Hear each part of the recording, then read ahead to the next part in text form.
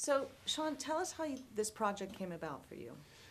I read the book just like anyone else could have read the book 5.5 years ago, and I instantly loved it. And I loved its blended tone and the fact that it was both hilarious and touching. And that kind of began a long waiting game of plotting, stalking, strategizing for the moment where I could get my hands on this book and make it as a movie. Now, tell us, for those who haven't read the book, what is this story about? This is a story about family. It's a story about specifically a protagonist named Judd, who in the course of 1 month, his life collapses. He finds his wife is cheating on him with his boss, so he loses his marriage, his job, and then finds out his dad has passed away. So it's really a guy who is sent reeling and has really lost his way, has to come home to grieve with his brothers and sisters. And in that process of reconnecting with his siblings, with, an old flame, with his mom, ends up being put back in touch with his better self and kind of rethinking the script that he'd lived his life according to, and thinking of the possibility that maybe he should live an unscripted life, one that would be messier and much more complicated. Now, Jonathan Tropper, who wrote the book, also wrote the screenplay, which is unusual in a lot of cases. So can you talk about that and working with him? I think Jonathan is just immensely talented. This book is magnificent, and he really wanted a shot at bringing it to the screen. And interestingly, one reason why sometimes movies won't use the novelist is the concern is, will the writer be too kind of myopically loyal to the novel, whereas a movie and an adaptation needs the freedom to diverge from the book. That was not a problem with Jonathan. In fact, some of the work we did together is I ended up bringing the book back out and saying, you know what, you forgot this part. What about this great line? What about this idea? And so a lot of my job, because as I said, I started off as a fan of the book, a lot of my work with Jonathan was giving him license to be more faithful to his novel. And as a result, the tone of the movie is consequently very, very true to the tone of the book. That's fantastic. How did you find working on a film of this scale compared to maybe something like United the Museum?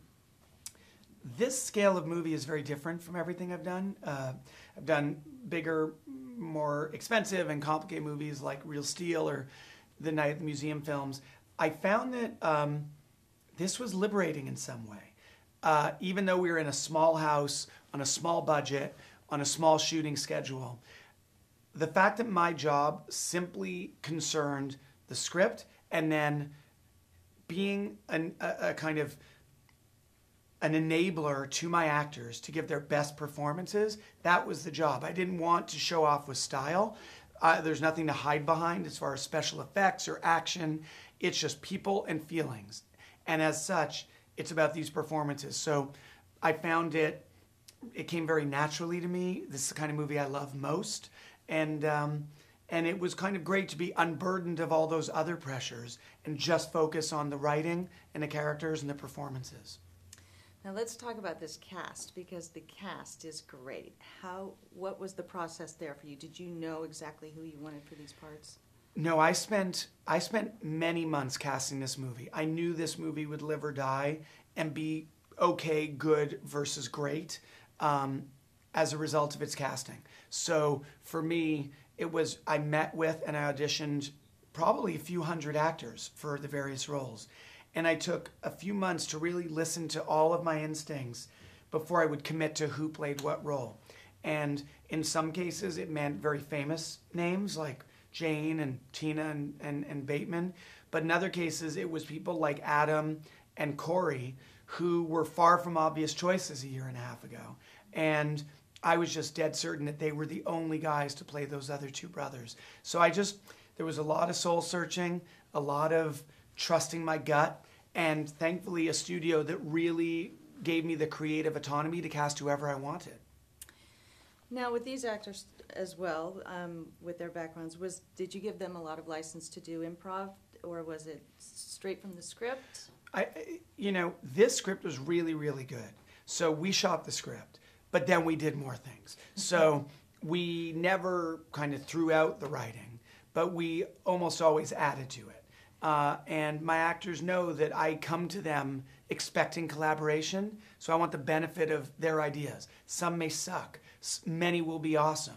And in the case of this movie, the scenes were already beautiful on the page, but they got a little bit funnier as a result of the comedic instincts of these actors. And that means not just, pros like Jason and Tina, but just surprising bits of behavior and lines from Driver or Corey or Rose Byrne or Jane Fonda, who was new to this improvisational style, but ended up gaining mastery as we went. Which is so funny because she told me that she didn't do very well. I know, she is still, I think, sells herself short on that front, but she got a few in there that are really, really good.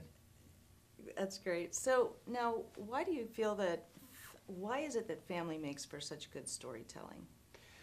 I think that things that we relate to make for really enjoyable. Sometimes we go to a movie for escape, for something that in no way connects to our own experience, and we go because we want to get out of our own head, get out of our own lives. But I think the other function of art and movies is to hold a mirror up to being human and allows us to feel and think about it in ways that life rarely gives us the time to do. So I think that's a big reason. I also think that family stories tend to be, if they're just like that, like how I went to lean on the arm of my chair and I awkwardly kind of missed it. That was really embarrassing. That's what family dramedies can do. It's the thing about being human.